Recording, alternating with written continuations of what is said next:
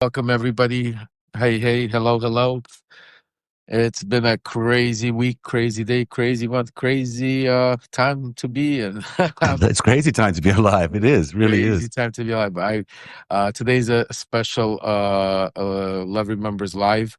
Um, we have a very honored guest, Zev. A lot of you guys know Zev Shalev. He's on Substack. He's here bringing a lot of investigative reporting, independent reporting for years. He also partners up with some of the stars here, like Olga, Dean Burrell. So Zev is somebody that I've been watching. I go, well, just put it this way: when I have some free time, I always jump into Zev's Substack and see he's always up to breaking some stuff, talking about, explaining it, and giving it. So I'm honored to him. So I want to welcome you. Thank you for coming. Thank you, because I think this is a very interesting subject. Well, thank you, Lev. I'm a big fan of yours too, and I can't believe the amount of hours you put in here. And I know it's because you really care and you really believe in what you're doing, and it shows in everything that you're doing. So it's an honor for me to be here because I think you've got so much valuable information that we can cross-reference in the next while about Jeffrey Epstein. I mean, there's you were in the zone, as it were, for a lot of the stuff as it was happening. So I'd be really interested to see where all of this comes together at the end of the show.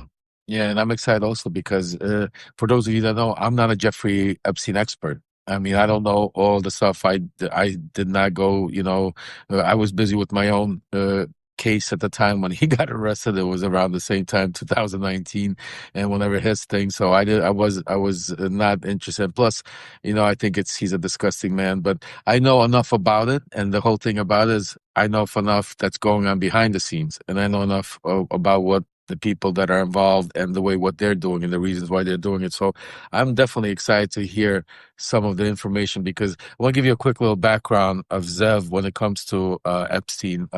About 6 years ago, Zev aired the first investigation into the Epstein while Epstein was still alive, folks. He broke the intelligence connections, the financial crimes, and the systematic blackmail when no one else would touch the story because that's the whole thing. And the Epstein story is so toxic from every side, that it's like most people want to stay away. And Zev has been on it from the very beginning, before even Epstein committed suicide, killed himself. We're going to talk about it because of that. Because tonight, Zev has told me he's going to, reveal some evidence to us that's going to prove how this entire official narrative, from sex crimes to suicide, was all a big, counterintelligence operation in American history.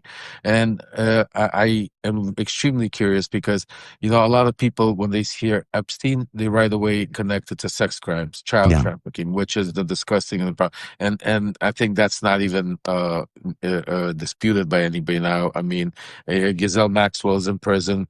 Epstein, there's enough information for him to have gone. That's why they indicted him, and we'll get into a lot of the if because I'll tell you an interesting part for those of you who don't know. One of the a Dominican gentleman that was serving time with me in Otisville. Prior to him coming over to Otisville, he was serving time at MDC Yeah. with Epstein, Well, that's and interesting. he was actually the first one because he was on cleanup duty.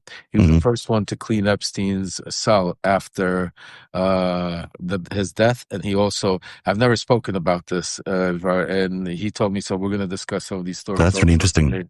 So yeah, definitely. So Zeb, let me just bring the crowd, the audience up to speed, so we Mm. know where we are right now, Mm. what's happening, and why this is an extremely important story.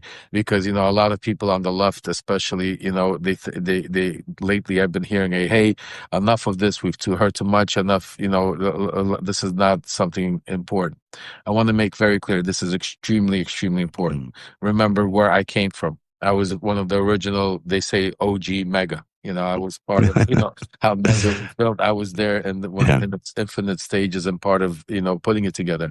The Epstein conspiracy has been in our like bylaws, MAGA, MAGA, how you want to pronounce it, bylaws Mm. since the inception. It was always the connections to the Clintons. It was always the connections to the deep state. It was always part of the child pornography, pedophilia, Democrat. That's where QAnon came from Mm. with the blood and all that. So this is not just something to us normal people. Yes, this is a story, a disgusting story, and might be more interesting because what we're going to hear from Zev today. But to MAGA, this is their lie.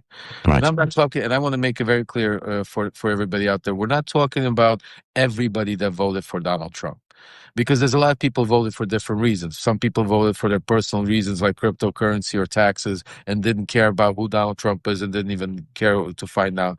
Others did it because they didn't like the Democrats or Kamala Harris or Joe Biden. There was plenty of it. But there's the core base, which is the MAGA cult. And that cult, if you guys have been watching, reading my Substacks, listening to Olga and Zev on what we've been reporting, that the cult hasn't been cracking. Yes, you've been seeing, like Elon Musk and others, but that's not the cult. These are people that came in, that are there for their own personal interests. You saw people that are started going away from because of tariffs, because of his flip-flopping on Israel and the Middle East, about the way he's been doing Russia, Israel. So there's a lot of reasons, why people have been flip-flopping Congress, but his MAGA base has never flip-flopped. They were always hardcore, and that's why I call it a cult. That's why, because to them, it's not about what's going on, it's about their leader. And this is the first time we're seeing major crack. A major crack to this point that even they right now, as we're speaking right now, there's probably 2, 3 spaces on Twitter, which is going on right now with probably thousands of people on there, all hardcore mega cultists that I've spent years of debating, arguing, screaming with, that right now are up there. And if you would listen, your hair would fall. You wouldn't believe what they're saying.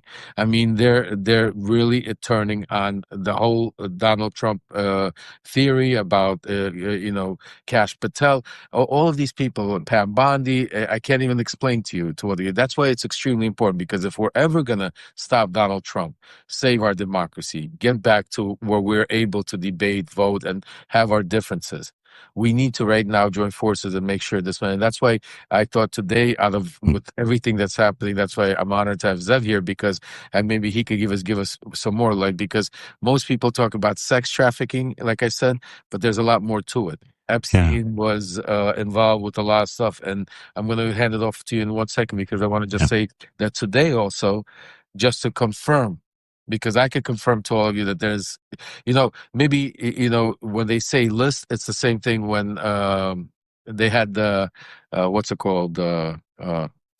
Signal gate, and they Yeah. called it was a war Operations plan, plan. Yeah. operation. Same thing here.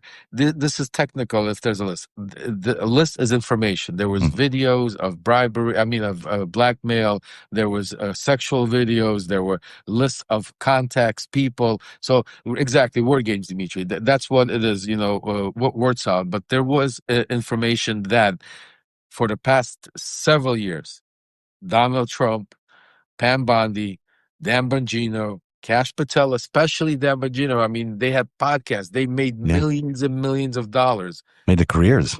made careers. Literally, Black Book, that Gazelle Max. I mean, there's information. All of this information is there. And all of a sudden, Trump decided to squash it. And we're going to get towards the end of why and my reasons, my context. But I want you to talk about. But before I end it off, and right now, literally a few hours ago, I don't know if you've seen it, Alan Dershowitz came out. Yeah, I saw that. You saw that, and he confirmed also. He said there is a list. I saw the names, the videos. Yeah, he Because says there's for my names own, that have been suppressed. Yes. and exactly, he Yeah. said the names have been suppressed. Yeah. The only person that could have suppressed it is Donald Trump, folks, because he can't blame Joe Biden on this one. He can't blame, because he's in control. He has all the Yeah. reins. Zev, Well, some of take the it away. suppression did come from the judges themselves, who didn't want a lot of this information out. But there's sort of many sides to Jeffrey Epstein. Jeffrey Epstein was not just a sex exploiter. That was one of the things he did, in order to but that was sort of a side thing he did, almost, to secure the other stuff he was doing. The other stuff he was doing was financial crimes. He used to call himself a bounty hunter for people, and he used to describe how for rich people, he would get money that was lost or stolen, and he was able to retrieve it. But as it turns out, a lot of what he did, like he did with Towers Financial, you remember this guy named Steve Hoffenberg. Steve was the CEO or chairman of Towers, and he hired Jeffrey Epstein as an advisor to Towers. But it was in a special kind of advisor role, because what they were trying to do is really turn this company, which had become a bit of a Ponzi scheme, and bankrupt it. They wanted to bring it down. Now, maybe that wasn't so clear to Stephen, but it certainly was what Epstein was trying to do, and then he did succeed in doing it. Ultimately, Hoffenberg went to jail for 18 years for a crime that he says Epstein actually devised and came up with. But it's that little model that has always intrigued me, that, Epstein was always in these companies where he would go in, he would collapse them, and then he would always end up getting a bit of money at the end of it. So that's one side of him, this other financial crime side of him. Then there's the espionage side of him. And this is where, 6 years ago, I stumbled onto the story by accident. I was just doing something like this on YouTube, like a two-way show, and we wanted to start a podcast. So we thought, well, let's do a series. Let's find a good topic to do a series on. And Jeffrey Epstein seemed like a good enough topic. 5 days before the series began, Epstein was arrested and landed up going to jail. So the timing was pretty good, because we had already done a lot of research. We were ready to go. 3 or 4 weeks into this series, he was dead. And so during that time, we were the only people really reporting in depth as to what was going on. And we had sources like Hoffenberg, who was still very close to Epstein and to Epstein's team, who were telling us what was going on inside MCC, who was telling us that actually at the end there, Epstein was giving up names. He was talking to prosecutors about what he knew. And that's possibly the reason why he was killed. He was giving away a lot of the information about his espionage side. And so that was really intrigued me, because I thought, well, that's something we've got to nail. If he was a spy, who was he spy for? And there were a lot of possibilities. Some people had said he was a CIA agent. Some people said he was MI6. Some people said it was KGB. And some people thought he was Israeli. But, it was really hard to nail down. Those are not the kind of things you can just go and look up in a directory or do a perplexity search for. You just didn't find that information out. But Hoffenberg told me almost off the cuff one day, as I was talking to him about a whole bunch of other things. He said, I said, well, why wouldn't you tell me who he spied for? He said, you really want to know? And I said, yeah, just tell me. And he said, Israel. And I was blown away when he said the word Israel, because I'm Israeli. I was born in Israel, and I never think of Israel as conducting spy or espionage activities against America. I'd never think of that as other than there's one example of Pollard, but I never thought, there would be the sophisticated espionage campaign going on.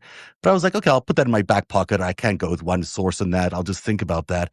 And, I was building information to try and figure out how to prove that.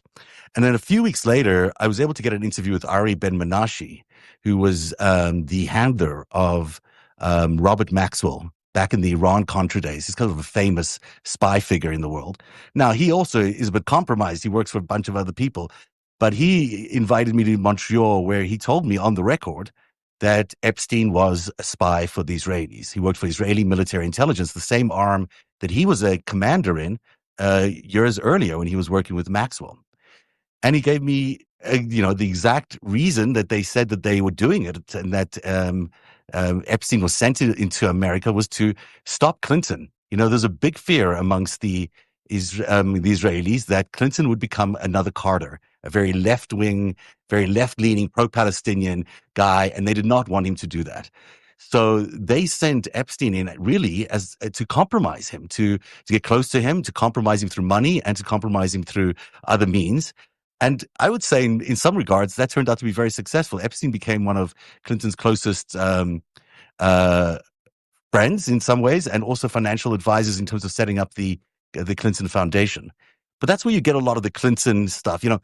I'll just say one quick thing before I just wrap up this little section. But there's the reason why there are so many Democrats in this list, in the so-called list, is because what Epstein and Ghislaine were doing was they were trying to blackmail Democrats. They were trying to get compromise on the Democrats because they were fearing that the Democrats were going to be too left leaning. So that's what they needed the dirt on them for. So you don't see a lot of Republicans going down to the island, and you don't see a lot of Republicans on this list because that wasn't the target. The target was Democrats. The target was about Clinton, making sure that there wasn't going to be a giant peace deal with the Israelis and the Palestinians. And that's why it looks to everyone from the outside like it's some sort of democratic cabal. But it's not. What it really is Epstein going after the Democrats to try and compromise them in order to have a greater leveraging power if there ever was a negotiation with them on Israel. Well, let me ask you before we move on to different Mm. topics, because some of the things that I've been hearing, and maybe you could tell us here, is that it wasn't just the Democrats, but and some Republicans. Well, first of all, let's also remember that Donald Trump was a Democrat at the Yeah, time. He was not a Republican, so it right. would make sense why he would be on the list. And we know he's on the list. That's 100% that he's been on the flight logs. He's been friends with Epstein. Epstein's been to Mar-a-Lago. Today, I was on JoJo from New Jersey, and she even broke some stuff I heard about, saying that Don Jr. called him Uncle Jeffrey at some points when kids were growing up. So, I mean, they definitely had a relationship. They also came from that mindset. It's just that it's like, back in that day, Donald Trump even said himself, he had those, Miss Universe pageants, and he'd walk in on these young girls while they're changing because, he could do that. He always, made comments on Howard Stern about liking them young and all of that. So, again, we don't need to have a smoking gun, as they say it, or we can use common sense, and we could see that if it's thunder outside and then we come out and it's wet all over the place, we could say it rained. We don't We have to see can. the actual rain come down. We could also say So, something else, though, because here's the thing. Trump, I don't think, ever went to Epstein Island. He was never a victim of the blackmail. For Trump, he was more like a parallel figure to Epstein. They were operating in the very same way, in very similar circles. In fact, the one big tell there that I keep finding so fascinating is for the last 6 years, between 2013 and 2018, they both banked at Deutsche Bank, at the wealthy clients section of Deutsche Bank. Now, there's a reason for that. Deutsche Bank went after people that were rich but couldn't get funding anywhere else because they were a little bit on the dangerous to loan side. And in Trump's case, he'd lost a lot of money and needed these new loans. And in Epstein's case, he had been convicted of this child abuse. So, no bank wanted to deal with him. But somehow Deutsche Bank found a way to accommodate both. And it just strikes me as being really interesting that their financial careers started aligning with Bear Stearns, with Ace Greenberg at Bear Stearns. And they both sort of ended their interactions with each other at the end there with Deutsche Bank. And there's a lot more linking them between the two. wow, But you just said something crazy because yeah. I have a little story with Bear Stearns and Ace Greenberg. Oh, Ace yeah? Greenberg, yeah, actually, Ace Greenberg. That's how I got into Wall Street. As a kid, I used to sell the New York. A little story quickly, folks. Yeah, no, it's amazing. When I was a young child, at 14, 15 years old, we used to hustle, and me and my cousin used to sell on the phone the New York Post, Daily News, and we'd make 5-6 cents a copy. Yeah. It was 25-cent newspaper, and there was this one guy I would always call up. And I would constantly pitch him every day to buy the newspaper. He'd make me go through this hour pitch, never buy the newspaper. Finally, one day I left. I left on to doing other things. I actually went to Russia at the time to do stuff as I was getting older. And my cousin stayed behind. When I fast forwarded 3 years later, when I met my cousin, or 4 years later, after not seeing him for all this time, he drives up in this Lamborghini or Ferrari at the time, it was a red Yeah. Ferrari. And I was like, who did you kill? He's like, Wall Street. I go, Wall Street? We're Brooklyn kids. Like, how'd you get into Wall Street? He goes, remember the old dude that you were pitching all the time to buy? Well, he goes, Yeah. when you left, finally, like a week later, this is how sometimes fate has it. Yeah. A week later, that guy happened to tell my cousin enough with the pitching, thinking it was me. Oh, It was like, yeah, and I stole your Lamborghini. he goes, come on in. It was Ace Greenberg. Ace Greenberg brought him into Bear Stearns, and my cousin started working for Ace and Green. Also, What year was that? Do you remember the year? This was, I'll tell you, 80, 88, maybe 89. I think Epstein was there at the same time or similar time. Wow. Yeah, if I'm not mistaken, I'll have to go back and look at the timeline. But Please, uh, I'd be yeah, that's because the Epstein was also a young guy that Aceberg sort of picked up out of, he had no career, no history in any of this. He was a math teacher or something like that, and suddenly, out of the blue, he became a senior broker. And I think Ace Greenberg did a lot of what you're talking about, finding young guys with who looked smart and who had potential and turned them, yeah. So that's really interesting to hear. Greenberg, of course, was larger than life. yeah. He was this huge character on Wall Street, and he was Donald Trump's number one banker of choice. He would, anytime Donald Trump needed anything, he would call Ace Greenberg, and Ace would often find him things that he needed.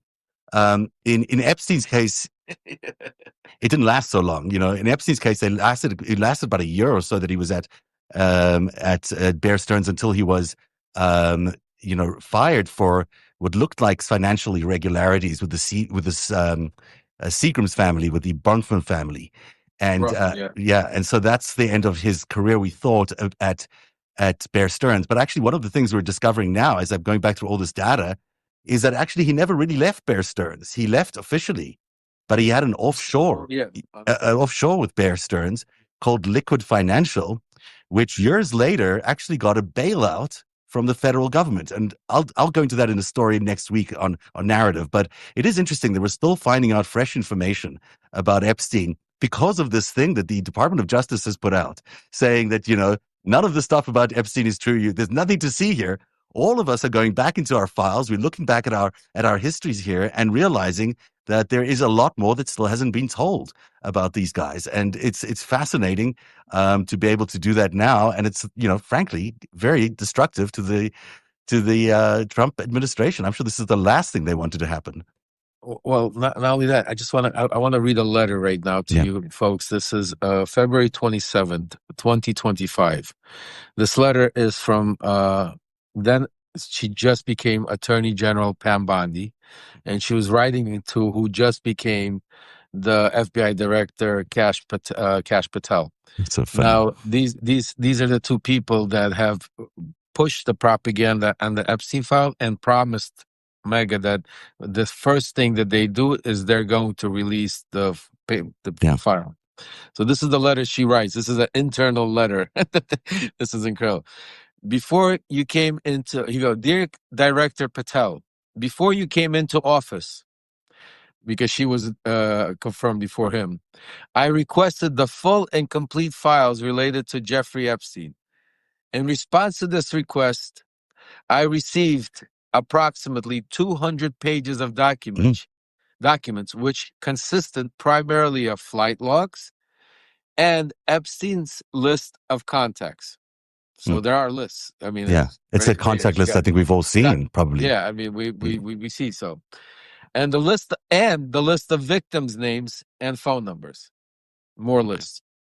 I repeatedly questioned whether this was a full set of documents responsive to my request and was repeatedly assured by the FBI that we had received a full set of documents.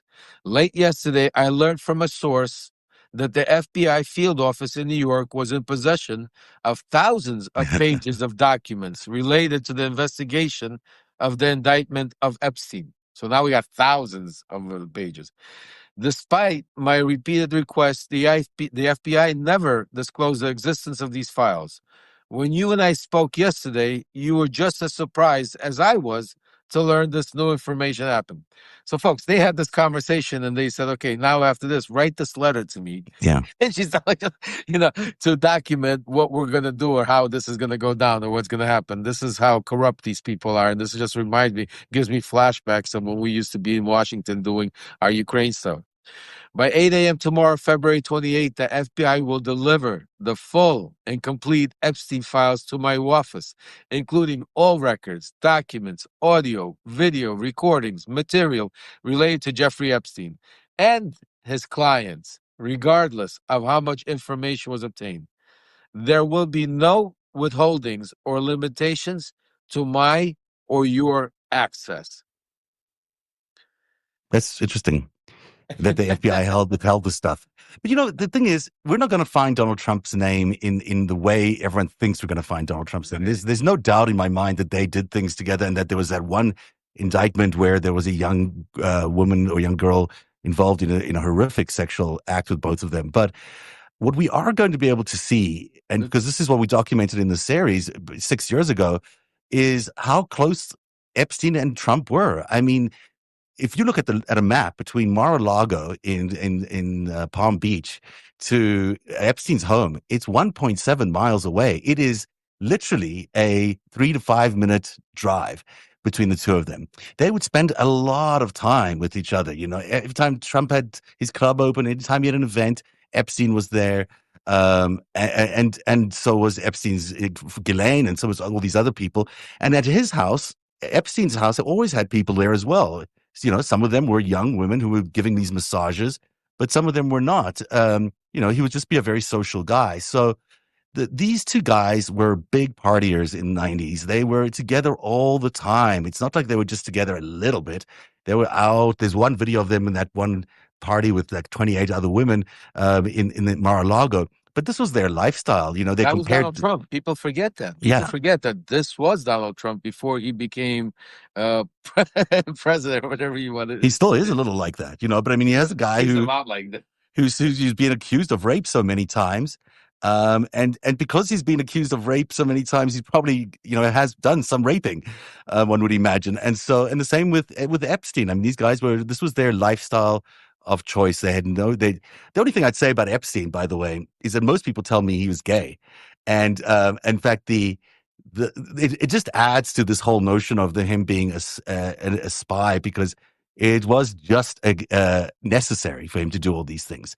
It wasn't that he was really after these women or anything like that. In fact, in the deposition involving Trump and Epstein, not to get too personal about this, or I don't know if I could talk about this here, but he couldn't really get it up in that video, in that deposition. It was Trump who's involved the most, because.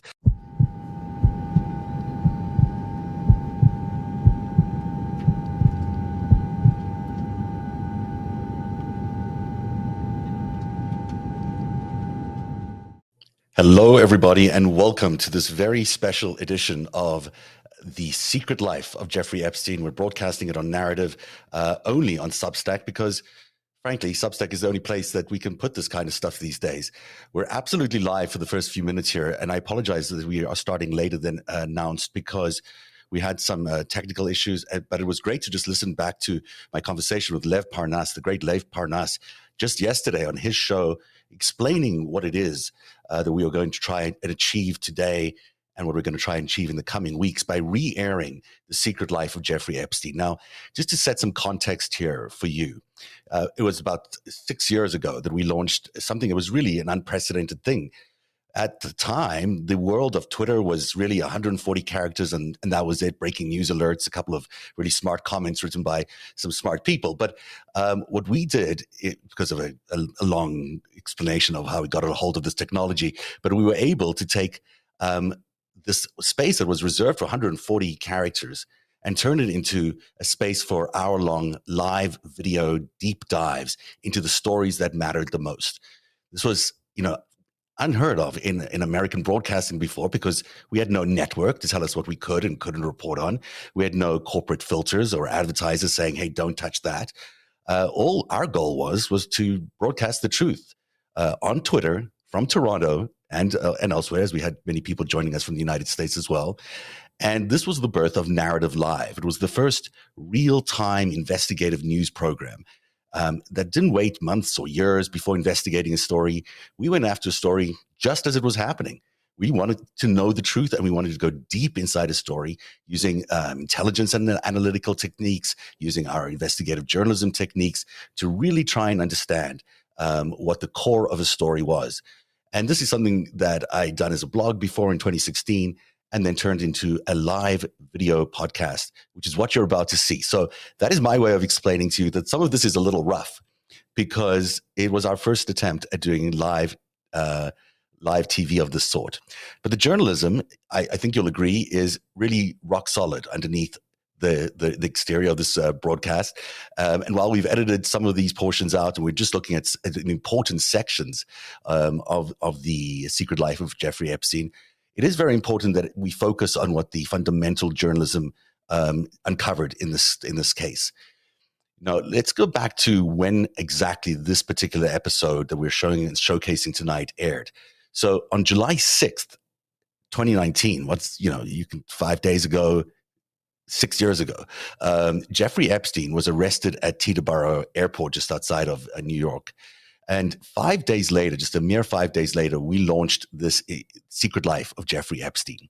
We had been working on a Jeffrey Epstein special because we just thought he was an interesting topic that might come up. And of course, he became a very interesting topic right after he was arrested.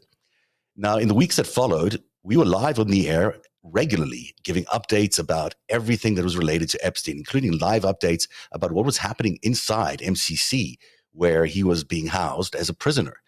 And maybe, just maybe, some of our revelations might have sparked some concern for people, because by August the 10th, Epstein was dead.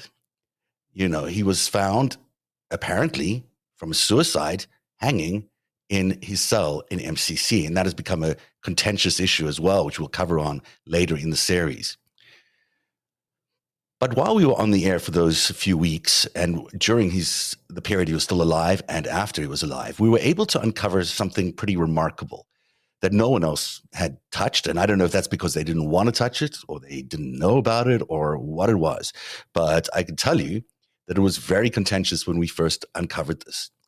And you'll still wonder today why it really matters, because what we discovered wasn't just about his sex predating, and it wasn't about the sexual assaults. It was about power. It was about money. It was about intelligence operations that really spanned decades. And the network that we uncovered back then is still today active and still very, very powerful in the world. And the full truth behind who they are still remains unknown. But we can report, and I still have as much confidence today as I did 6 years ago when we first reported this, that we know that Epstein was an Israeli asset, an asset for Israeli military intelligence. Now, you might think, well, what does this matter? Does it matter if he was working for the Israeli intelligence? He was still raping young girls. And of course, that is true. The crime itself is unconscionable, and what they did is irrelevant who he was working for. However, it does matter that we understand exactly why he did this, because Israel had a mission that they put Epstein on. It wasn't just about raping girls. It was about making sure that Clinton wasn't going to sign a comprehensive peace deal between the Palestinians and the Israelis. You see, the Israelis thought that Clinton could become another Carter.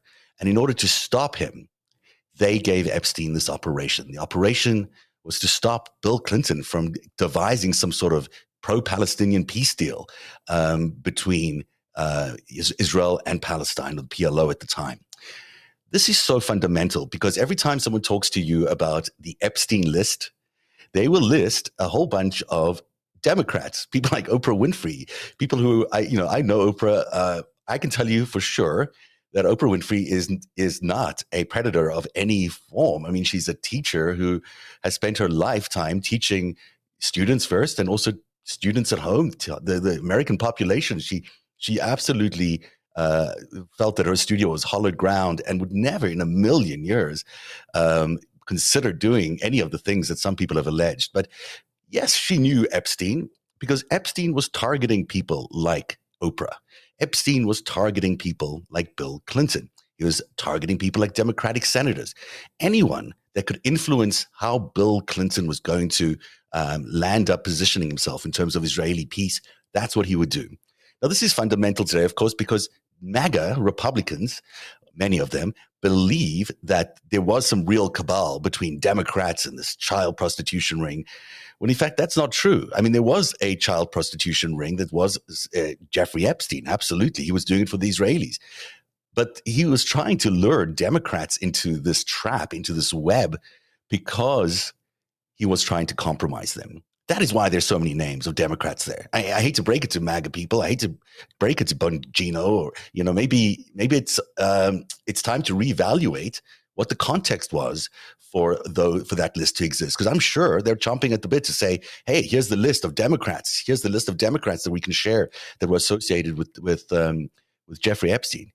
They were associated with this crime because they were the victims of this crime. They were the ones who are being targeted for compromise. And that's why you see so many Democrats and less Republicans showing up at the island that Jeffrey Epstein had. So keep that in mind as we watch this tonight. What we're going to do is play sections of part 1, part 2, and maybe if we have time, part 3. And I'm going to show you through this that Jeffrey Epstein was certainly an Israeli asset, and so was Ghislaine Maxwell. That's not all. I mean, her father was also an Israeli asset, or maybe even an agent.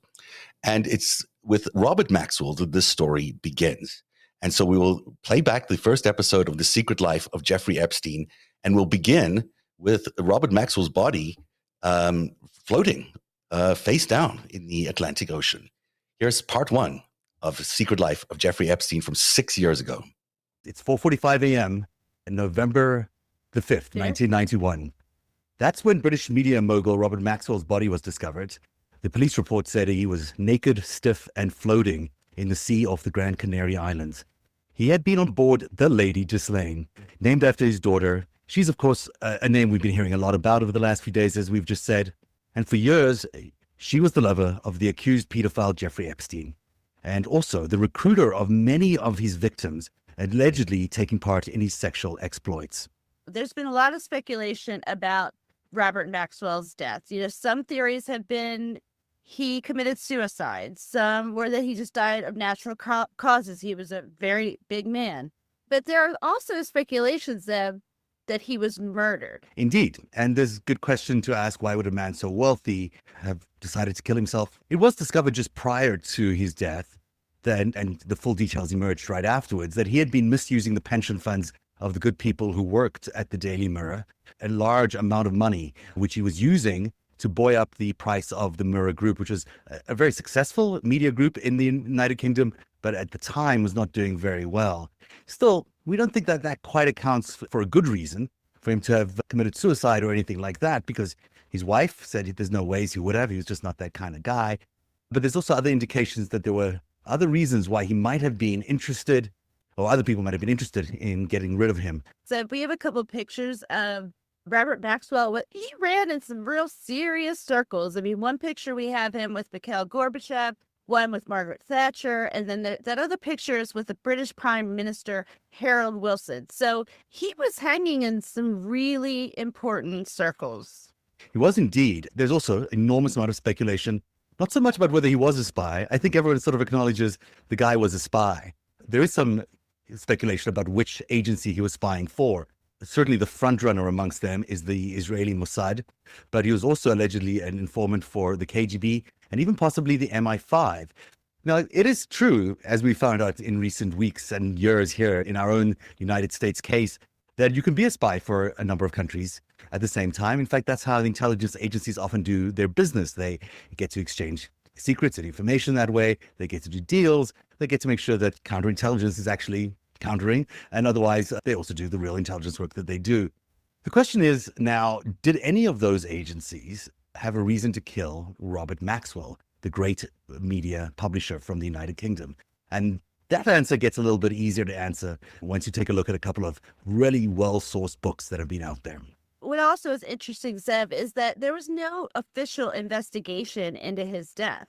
The British Prime Minister at the time, he chose not to investigate. This happened off Spain's coast, and he felt that the Spaniards might not welcome the foreign interference. So we really don't know officially what happened to him. They are ruled by Spain, but they're a delightful place to go on vacation, not a delightful place for Robert Maxwell to go on vacation, because that's where he met his match.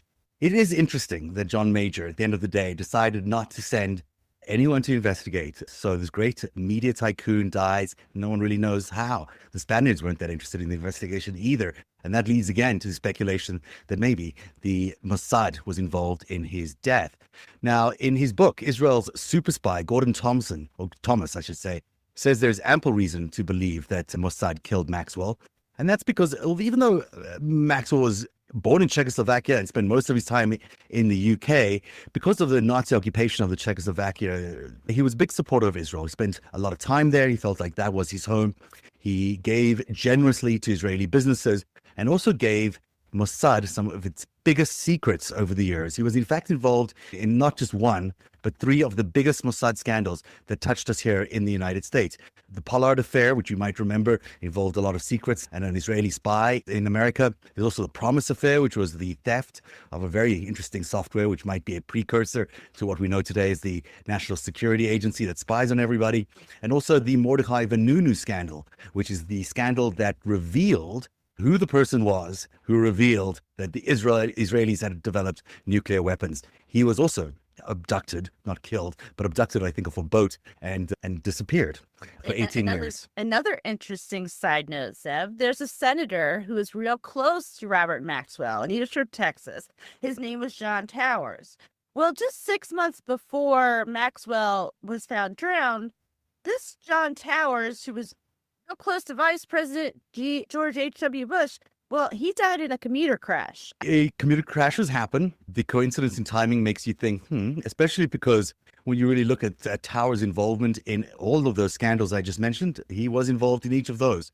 So if anyone was handling Maxwell in the United States on behalf of the Mossad, it could be that Mr. Towers was. Now, we don't know for sure. He's Texan senator. Anything could be true. But it seems coincidental, at least enough, that there might be a link between the two. But the real reason why we know, or we suspect at least, that the Mossad was the agency that ultimately killed the British publisher Robert Maxwell is from the book. Thomas speaks to the handler of Robert Maxwell, the Israeli handler, and basically the handler told him that Robert Maxwell had told the senior Mossad officers that he would not go cap in hand begging to bankers, because Rupert Murdoch had done that. He didn't quite like the look that Rupert Murdoch had, having to beg to survive in his newspaper empire. And he suspected, at least Maxwell did, that the Mossad would help him. Or he said he would.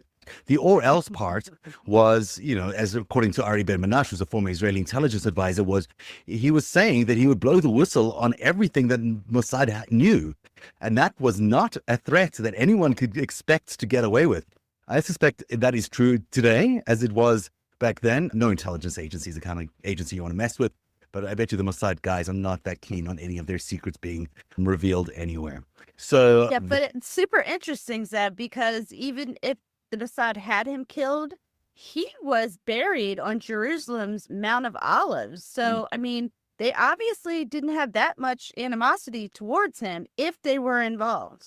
I think the animosity was not, the reason, if they did in fact kill him, was not because they didn't appreciate everything he had done for the state of Israel. It had more to do with the fact that he was threatening to reveal things about them. Chaim Herzog, the president of Israel, gave a really incredibly heroic address that was very, very favorable and honorable about his comments about the late publisher Robert Maxwell. But that does not stop the fact that he probably knew that the Mossad were the company or the intelligence agency that killed him.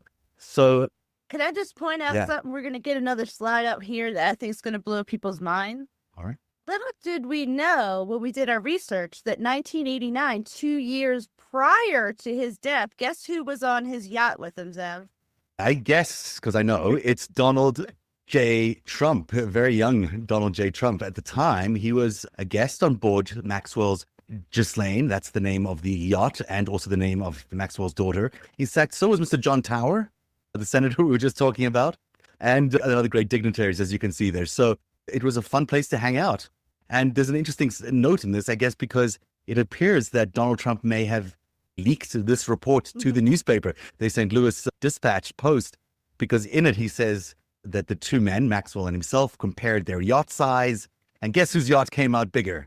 So this was 89 that Trump was on the boat with Maxwell, and that was 2 years before he died, and he had obviously met Ghislaine in the 80s. Well, guess what else was happening in the 80s? What would you do differently, Donald? I'd make our allies, forgetting about the enemies you can't talk to so easily. I'd make our allies pay their fair share. We're a debtor nation. Something's going to happen over the next number of years with this country, because you can't keep going on losing $200 billion, and yet we let Japan come in and dump everything right into our markets and everything. It's not free trade. If you ever go to Japan right now and try to sell something, forget about it, Albert. Just forget about it. It's almost impossible.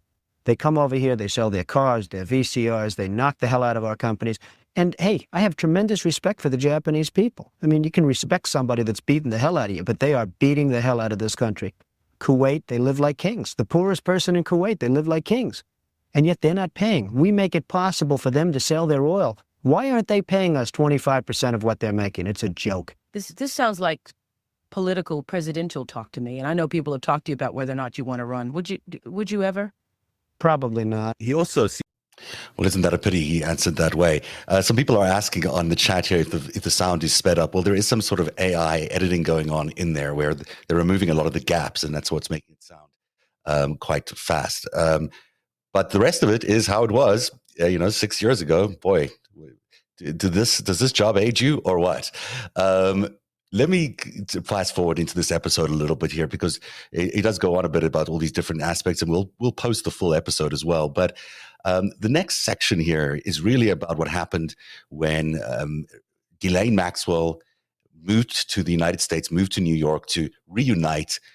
At that point, we know now it was a reunion, but originally we were told this is the first time they met, that Jeffrey Epstein and Ghislaine Maxwell met in New York City, and they had this blooming love affair, which never really materialized into a marriage, but they landed up being best of friends, where she was in charge of every aspect of his life in many ways, especially at the mansion, and where he was running operations. And I'm going to play you a short clip of this section. It leads into a very unique place, because what we're trying to show you throughout all of this is that all of it is really explainable through a intelligence operation. But it's not just Israel. It involves other countries as well, and we'll reveal how all that fits together as we continue to show you the Secret Life of Jeffrey Epstein Part 1.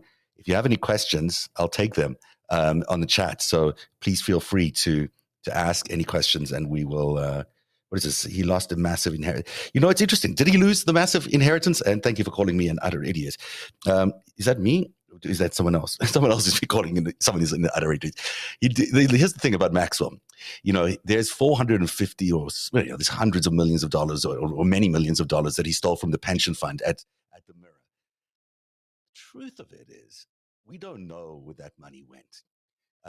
Yes, some people say it was paid off the Iran-Contra tab that he had running with the Israelis. But there is very, very interesting, informed speculation that Jeffrey Epstein, who was a bit of a financial wizard, was already involved with Robert Maxwell in trying to sort out the financial mess that Robert Maxwell had found himself in. And I can report to you something that I've never repeated this out, because it just never seemed to make that much of a difference. But now when I think back on the story, someone in one of my key sources, I'll tell you who it was, Steve Hoffenberg, it doesn't matter now. Steve Hoffenberg told me that Jeffrey Epstein was either there that morning on the yacht or in conversations that morning with Robert Maxwell in order to set up meetings with bankers in order to solve the Mirror crisis that they'd been found themselves in. That's an important piece of detail. The fact that Epstein was around Robert Maxwell's death had been previously reported, and I previously reported that he was a person of interest. But the fact that he was a person of interest because he was trying to help Epstein sort out his financial mess, that does take the whole thing into another level, especially when we find out later on in the show that Epstein and Ghislaine Maxwell were also working for Israeli military intelligence. So here then is part 2. after his death, the newspaper was down, it's still operating today, but it was bankrupt and went into one of its many legendary refinancings. Ghislaine moved to New York to be there with the New York Daily News as it was receiving its new ownership. She became a Manhattan socialite. She had to work on the side because her dad was no longer, well, she wasn't as wealthy because her dad was passed away and the businesses had gone bankrupt. But she worked on the side in real estate, Donald Trump. They were often spotted out on the town together. Look at this picture from 1997. It's Ghislaine with very nice short hair, and Donald Trump looks like he's about to take off. And something. That's him from 1997. It gives us real proof that they knew each other way back then, which is important to the story of Epstein, Ghislaine, and Trump.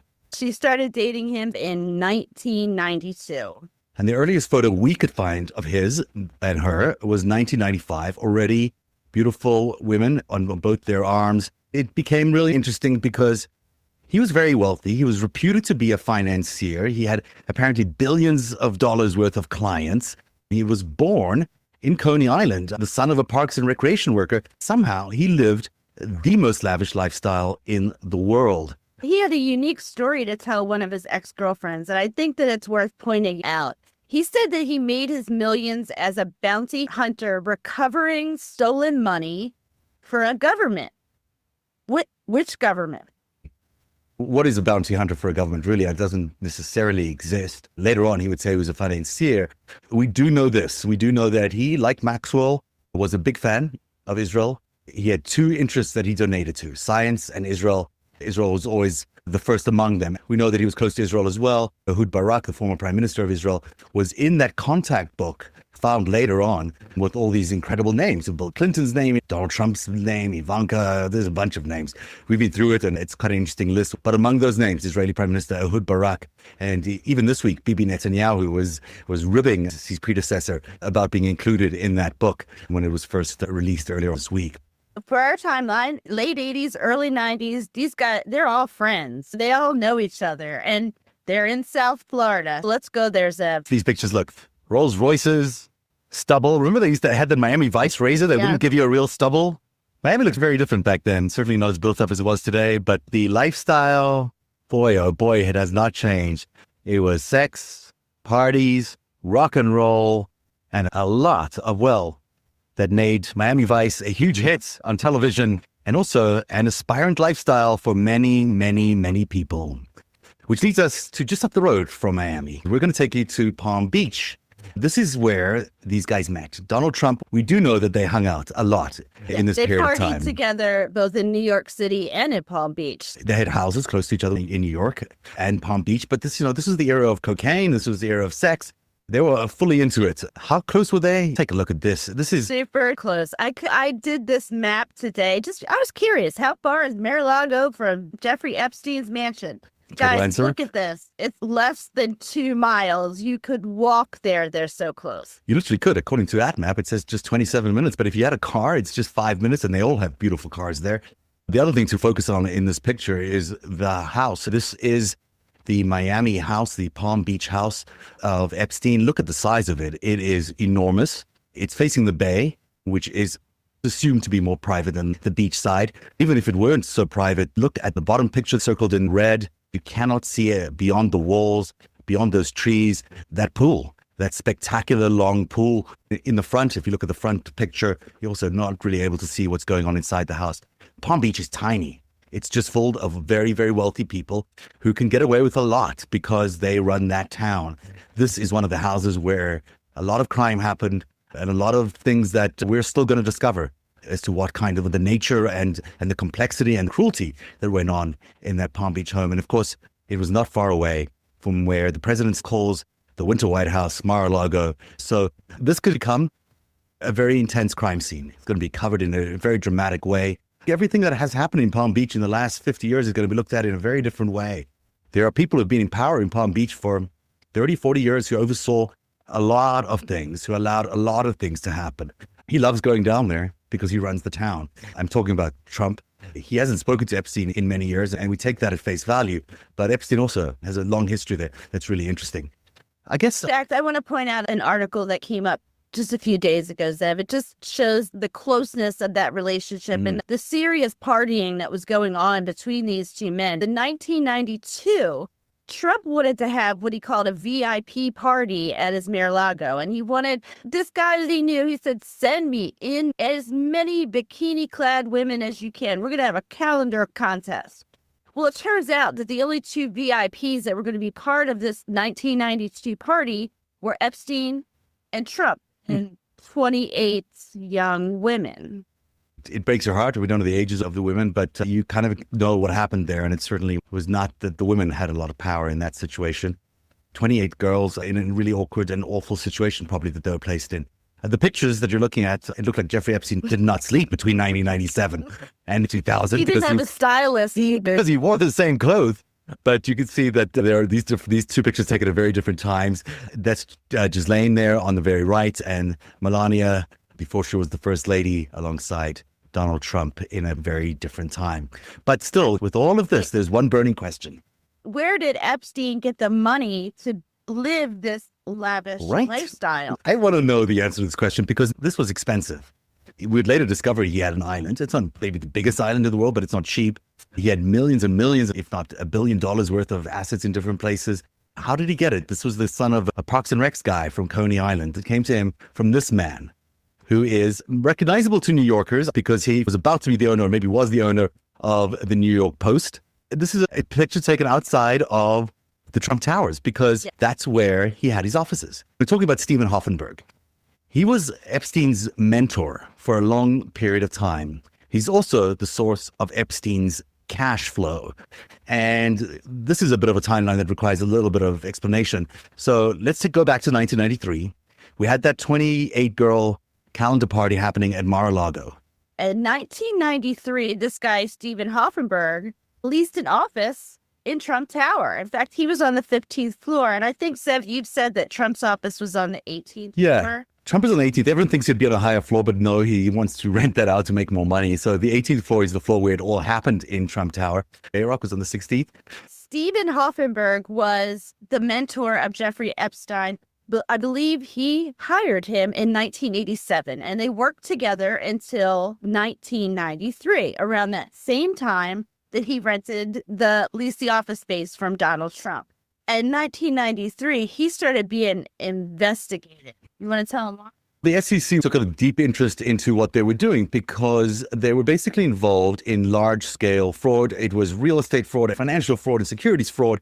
It involved a lot of people's money, a lot of people's hard-earned money that was building into a Ponzi scheme.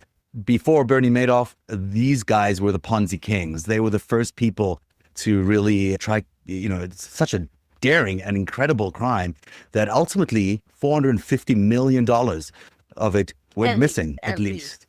Today, it's valued probably at $1 billion. If you want to know where Epstein got his cash, a good place to look is right here. Towers Financial, $450 million went missing. For a while, they played the stock prices of all these companies, attempting to buy Pan Am at one point. They were ballsy, to say the least. Insider trading going on, you name it, committing a fraud. Hoffenberg landed up going to jail for 18 years. When he came out, appears much more repentant. I spoke to him at length today on the phone, and he has an interesting story to tell. He says that Epstein has the money and that Epstein's assets are made up of that money. He points particularly to the island and elsewhere. He thinks those can all be derived directly from the losses of 200,000 people. There's an astonishing number of people that were victims of this crime. And I did a lot of research today. I know you spoke to him for like an hour. He's a very interesting guy. Sure. For me, I need to know all of the legal stuff. So I read everything that happened. When Hoffenberg got arrested for Towers Financial, which is really ironic, there were co-conspirators not named in the indictment. He didn't do this alone, but it was never stated who was his co-conspirator. He didn't tell. He never told. Which is interesting, especially because Epstein actually took a plea deal to tell on Hoffenberg. Why wouldn't he turn around and say, well, Epstein did it too? But he didn't do that. He chose to go to jail. He was in jail for 18 years. In May of 2016, events changed. Hoffenberg decided to file a civil lawsuit against Jeffrey Epstein because he's saying that Jeffrey was actually the mastermind and that they were co-conspirators in this Ponzi scheme. And all of this money that Jeffrey Epstein took from the Ponzi scheme in 1995, he set up his in the Virgin Islands. Jeffrey, it is alleged, was taking the proceeds from this Ponzi scheme and moving it offshore into this bank account, one of 3 bank accounts that are mentioned. And it's important to note that we've done some work on this. The people in charge of those offshore bank accounts also connect back to the Trump world. Maybe this is just a small group of very rich people who show up everywhere, or maybe there's some other connections that we need to look at in terms of how this money landed up arriving at the British Virgin Islands and who is the actual holder of the ownership there. This was also a really difficult time for Trump during the 90s. And we did a little timeline here to show you. In 91, Trump's Taj Mahal goes bankrupt. In 92, the Plaza Hotel goes bankrupt. He's not bankrupt at that time, but he's his companies really are. He's basically a figurehead of these companies while they try to reconstitute themselves. And then lo and behold, it's 1996. He's flush with cash. He buys Miss Universe, he buys Miss USA, and he returns to the Forbes 400 list with an estimated value of $450 million. Now, let's play a game of coincidence. On the left, Donald Trump. On the right, Epstein. I'll be Donald Trump. Did Donald Trump use Deutsche Bank in any way to get out of bankruptcy? Yes, indeed, he did. He used the real estate division to get out of bankruptcy and to fund his large empire when no one else was willing to fund it. That's funny because it turns out that Epstein using Deutsche Bank as well, their private banking division, up until May 2019. Wow, isn't that interesting? They both like Deutsche Bank. And Deutsche Bank implicated in yet another scandal today involving all sorts of money laundering, maybe unrelated, could be related as well. Then there's the current Attorney General, Bill Barr. We've come to know him as a big, loyal fan of the president's in the way he's been handling the Mueller investigation. You know what? He's also... Bill Barr's father was a fan of, guess who? Jeffrey Epstein. He got him a teaching job at a prestigious school. When the guy didn't even finish a college degree, he went to Cooper Union, and then Bill Barr's father gives him this incredible job teaching math to a bunch of girls. Of course, Bill Barr had originally recused himself from Jeffrey Epstein because his father employed Epstein. He could not possibly be in charge of this investigation. And then the other day, he decided to unrecuse himself because obviously he's facing pressure from the White House to pay extra special attention to this. If Bill Barr starts messing with this investigation, it really puts into doubt the justice system and what kind of system we have and whether we're a banana republic or not. It should also be noted that Bill Barr worked for the law firm that represented Epstein way back when. So maybe there's a link there. Maybe there isn't a link. The other big link between these two guys is Bear Stearns. When Donald Trump was first starting to build these big Atlantic City casinos, he needed money from people who had deep pockets. Bear Stearns were there to give it to him. Particularly Alan Greenberg, the guy who was in charge of Bear Stearns, the CEO of the company back then. His name was Ace Greenberg, and we'll show in a few minutes how connected he is to Donald Trump. I mean, you couldn't make this stuff up. It's so crazy. Bill Barr's dad gave Epstein this job teaching, which he left in 1981. Why? Because he met through one of his students, Ace Greenberg. No, He went for Bear Stearns.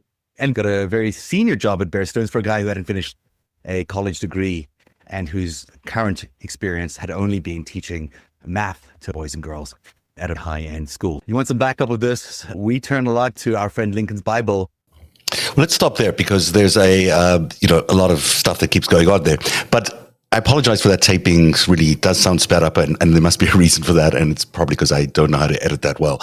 But I just want to point out some things. After Epstein left Bear Stearns, and it's hard to see it on this graphic, for me at least, but maybe you can see it more clearly. I did a chart just the other day trying to figure out exactly whether Epstein used this collapsing of companies thing, causing the crash of a company, because we know he did it with Towers Financial. I was curious to see if he had done it to any other companies that he was associated with. And, it turns out that he was fired from Bear Stearns for stealing or, misappropriating $450 million on behalf of the Bronfman family. Then, in a later episode, and we'll get to this episode because we'll play it back for you in the next few weeks, but it also turns out that he was involved in the collapse of Drexel Burnham. He worked for Milken at Drexel Burnham, and that was an interesting collapse where $400 million also went missing. You'll see this consistency of this number, 400, 450, in a lot of places. In 1993, there's the Towers Financial collapse, which we know for certain. Epstein worked at that company which landed up being really a Ponzi scheme and then collapsed it. I just mentioned a little earlier on that maybe he was also involved in what happened with the pension group, the Murrah Group pension funds that was taken from the employees of the Murrah Group by Robert Maxwell. And then there's this new thing we found out, and we'll tell you more about this next week. Epstein never actually stopped working with Bear Stearns, even though he wasn't really allowed to in terms of the rules of Bear Stearns. He kept operating these offshores on behalf of Bear Stearns. This is brand new. This has never been reported before, I don't think. And one of these companies that he had offshore was called Liquid Funding. Liquid Funding was actually bailed out in 2008 by a federal government bailout during the 2008 financial crisis. We're not quite sure how much money landed up going to Epstein, but we're pretty sure that there was a large amount of federal funds that landed up bailing out this liquid funding, which is an offshore that Epstein had continued to fund and work with Bear Stearns all the way through 2008, many years after he should have stopped working for them. That does change the picture a little bit in terms of the financial collapse in 2008. Because what we also were trying to find in this pattern here, that we're trying to associate these collapses with other financial events that might have happened, like the double dip recession, the junk bond crash, the SNL crash, crisis peak, the UK recession. These are all things, and the 2008 housing crash. These are all things that happened almost simultaneously with the collapses of these companies. And I'm putting this out there. It's not completely researched to the hilt here, because I need some help on this. And maybe some of you can help me research this. Maybe some of you have more information than I do about these crashes, and whether there is any linkage between Epstein actually working at these companies and the financial crises that followed after these. And how come? How come? He was Hoffenberg used to tell me all the time that Epstein was a genius when it came to the books. He was a genius at building these companies and contracting them down or collapsing them down. So keep all that in mind. Let's see. There's a lot of people asking a lot of questions here, and I'm going to check those out in a bit. Just to complete today's picture, I'm going to move us over to chapter 6, and there's a lot more I could show you from the secret life of Jeffrey Epstein from parts 1, 2, 3, 4, and 5. But I want to show you just the conclusion, and I probably shouldn't be doing this because I'm sort of giving away this to the ending, and I hate being a spoiler. But it is important, because the fact that Epstein was an Israeli spy, the fact that he was working on behalf of Israel, may seem irrelevant to most people, but it's not, because, again, it frames why there are so many Democrats supposedly associated with this pedo ring. They were not actually associated with the pedo ring in the way MAGA would like to believe. And, I'm sure it's upsetting to MAGA that this is the case. They were also basically conned by whoever it was that came up with QAnon and Pizzagate and all that. It was a lie. There is no pedo ring involving Hillary Clinton. There was a pedo ring, but it involved Jeffrey Epstein, who was trying to entrap people. He was trying to entrap Democrats so they wouldn't give into the pressures of the left to have this peace deal between Israel and the PLO. This is so important, because now you understand what it is that has put all these Democratic names inside that supposed client list. It's not because they are doing any of the things that you may think that they were doing.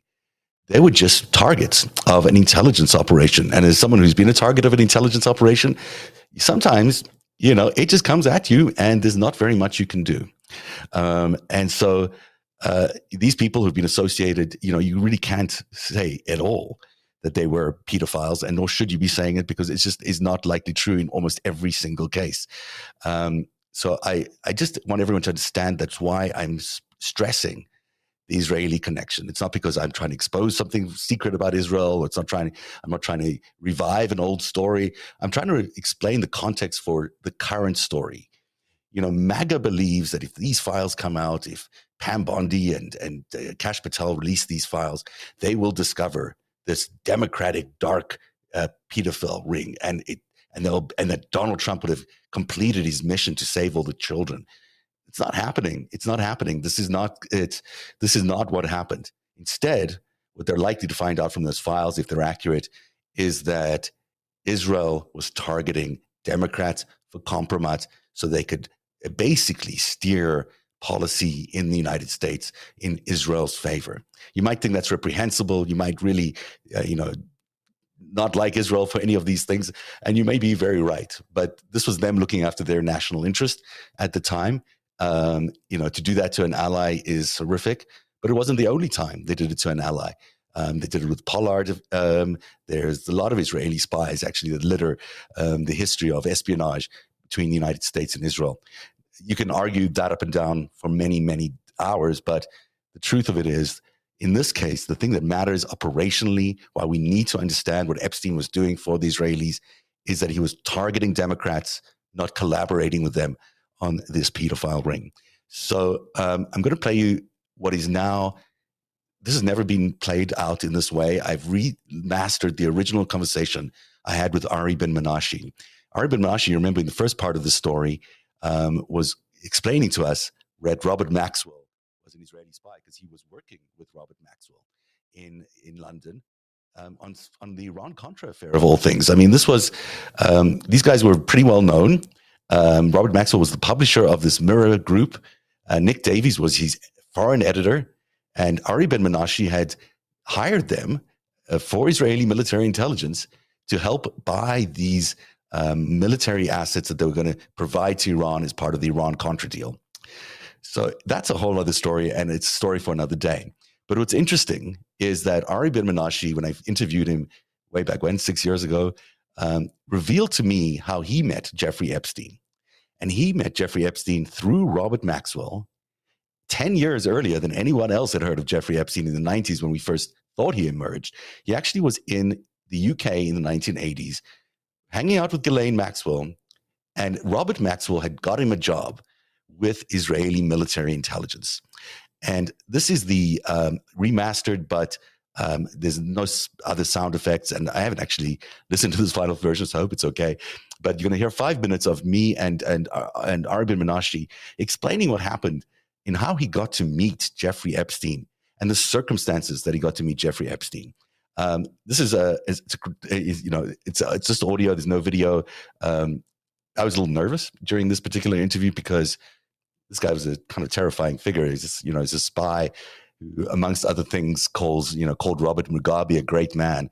I don't agree with his politics, obviously, but take a listen to what he said about what he said Jeffrey Epstein and Ghislaine Maxwell were up to. I didn't know very much about her, except what happened was that Maxwell introduced him to us, and he wanted us to accept him as part of our group. And I was in this military intelligence. They keep on saying Mossad, it's not. I know. I've not been saying Mossad. Everyone else has been saying Mossad, and I've been saying it's military intelligence. I personally said I wouldn't recommend him, so. Maxwell introduces you. He says, here's this young guy. Yeah. And did he go by the name Jeffrey Epstein? Epstein and Jeff Epstein. Okay. But that came later. Okay. So he says to you, here's this guy Jeffrey Epstein who I know from around. And your Israeli bosses already approved. So it came down from up above. Anyway, that's what he said. I'd like you to work with him. After talking to him a bit, it didn't take too long. So what did he do? Can you say what he did for you? Like, what kind of work did you guys do together? He'd been doing it. You met him and that was it? I met him a few times in Maxwell's office. So he worked with Maxwell still? Obviously, we found out later what happened. And once we refused, everybody talks about who arms deal. No, he was not involved. Epstein was not involved in arms dealing? No. Really? It seems like there's so much talk about it that it's still like into the story we're all chasing. But what happened? Yeah. I know everybody's talking about arms, but what really happened was Maxwell introduced him to us. We weren't real interested in him. Nick Davies talked to him quite a bit because the foreign editor was... Of the Times, right? Was it the Times? Or the Times? It was Oh, right. Oh, yeah, he's the number 2 guy who was also accused of those things. He said no. I said no. Everything. So he just basically didn't do anything for you. And did he do any arms deals for anybody else that you were aware of? Because there's the I guess it was MI5 offering. He was very competent. He didn't seem to be a competent guy, but he was a good-looking guy. And Miss Maxwell, Ghislaine, he fell for her. Early in 1980. How old was she? He was what, 37? She was young. Yeah. But most of the reporting about her and him only started in 1991 when they got to the United States. Yeah, I realized that. So they were he was part of the family business. Yeah, and Maxwell So started liking him, and my theory is that Maxwell felt that this guy's going for his daughter. Right. He shot. He felt like he could bless him with some work and help him out, and like it felt paternal for him. Was she involved in what you were doing over there? No. Later on, Yeah. she got involved with Israeli intelligence, Right. but not previous honestly in Iran or in business. Would you say she was an agent as well? Was she someone working for Israeli intelligence? Oh, definitely. Military intelligence as well? Yes. And because I have no idea how that world works, so I'm learning a little It bit. happened by accident. Do you get orders and you have to do certain things, or is it more like You get projects. sweet projects? In this case, what really happened, my take on it, is that these guys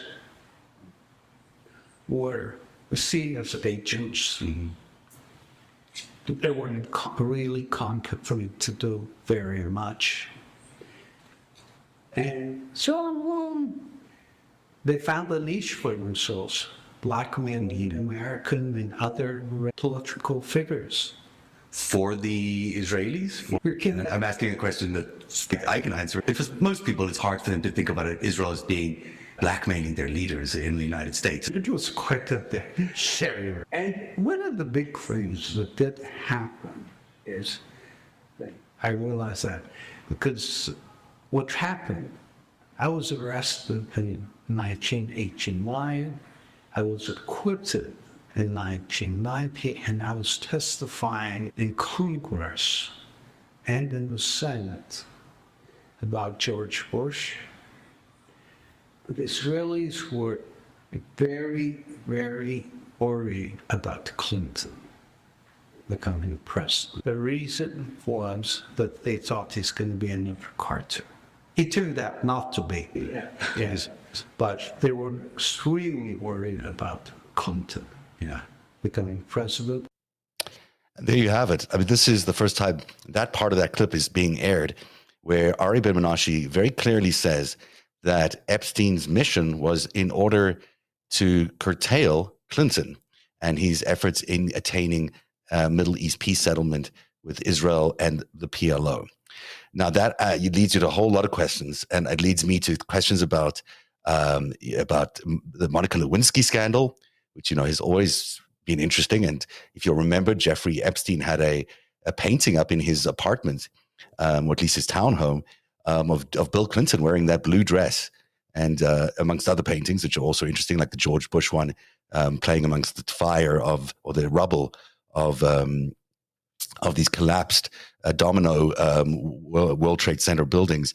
But there's a connection there clearly in the blackmailing, in the compromise, in the Monica Lewinsky scandal, and now that there's context around why Jeffrey Epstein might have wanted to do some of that damage to Bill Clinton. And I'm saying this again, the reason that this is important today is not because we need to relitigate Bill Clinton. It's not because we need to, we don't have to go back and relitigate all these political scandals that were lit by this. But what we do need to understand is that the understanding that MAGA has around Jeffrey Epstein is very much tied to QAnon. And the QAnon understanding of what has been going on is that there's some sort of democratic cabal involved in pedophile activity or some sort of pedophile ring. This is not the case. These Democrats were being targeted by an Israeli agent in order to compromise them, in order to blackmail them. And we need MAGA to understand this, and we need, because it's the truth. You've heard it there from Ari Ben-Menashe. It's certainly backed up in every one of my, it's been 6 years of coverage and reporting on this. This is just the first episode. Next time we'll dive deeper into some of the other evidence that we have, which clearly shows that they were involved in blackmailing people with these underage girls. We saw it with Ghislaine and Virginia Giffrey and Prince Andrew. That was clearly an attempt to compromise him. And so you've got these sort of hard to deny facts about who Epstein was. He was an Israeli agent. He also worked for other agencies, and we'll get into that later on. We'll get into the whole alliance between all these foreign intelligence agencies colluding against America in 2016.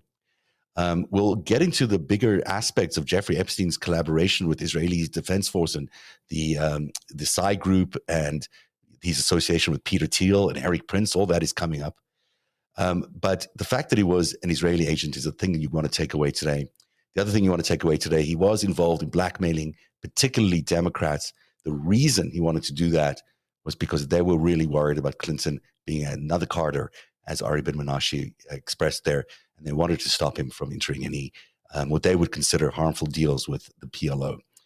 And that is an important context, and that is what the Israeli intelligence has been doing so brilliantly in the last few years. I'm not congratulating them because I think it's a good thing. It's just you can see how they work in trying to take this espionage story, which really had Democrats as targets, and turn it around and make them the actual criminals when they're not. And that's the sophisticated level of espionage activity that these guys are involved in and have been involved in for many years. I'm just going to check to see if there's any questions that you have, because we are live, and I might as well see if I can answer any of them.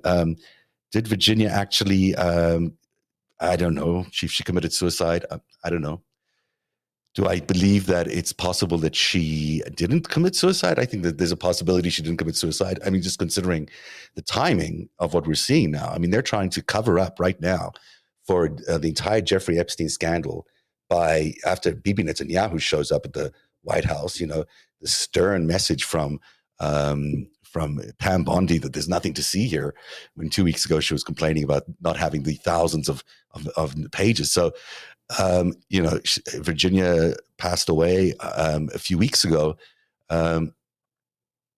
Is it, you know, she's one of the people who would know a lot of the information around the blackmailing. You know, I'm reporting to you here everything I know, but she knew exactly what happened, and she's been on the record, and she had indictments, and she had affidavits that were signed. So then, you know, if she was going to be a problem for them, maybe that's why that she's no longer alive. But I don't know. Right now, all we know is that she committed suicide. That's the official word, and I have no reason to doubt that, except it's worth asking some questions around it. Let's see what else is there. Other people have questions here.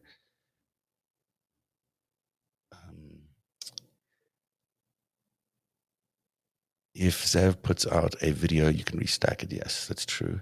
Monica had a huge crush on Bill. She didn't need anyone. You know, maybe she had a huge crush on Bill, but also, you know, Virginia Giffrey did not mind so much the tension she got with Prince Andrew either. I'm not saying, you know, these were very well crafted intelligence operations. It was not. It was designed to appear as real to Virginia and to, you know, anybody else as possible, and certainly to the people that they were trying to compromise. You know, Virginia said that in her affidavit that she believed Epstein was trying to blackmail his friends, was trying to get dirt on his friends, and I think that's true, and she knew that back then.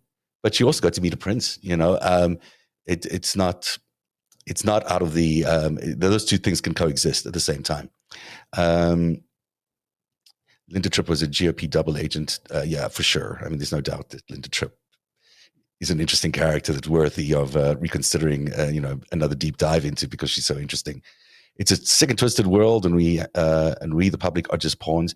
There is no doubt that these operations have so damaged democracy, and you know, at some point, every country has to ask itself, how much leeway do you give your friends? How much leeway do you give your allies to do these things when they are so damaging to the belief in truth, the belief in the American principles of freedom, and the fact that, you know, so much has happened on the back of this QAnon theory, that you know, you could argue that Donald Trump was really elected on the back of that thing. And so it's not just interference in our elections. It's such deep interference in our elections, and such deep interference in the truth that it boggles the mind.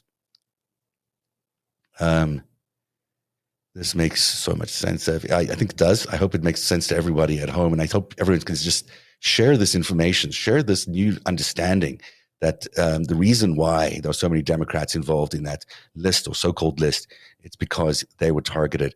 And maybe you know, the FBI director and his deputy should take a look at that too. I don't see any other pressing questions, although there's very nice comments from everyone. Thank you so much. I really, it's amazing to have all this great feedback.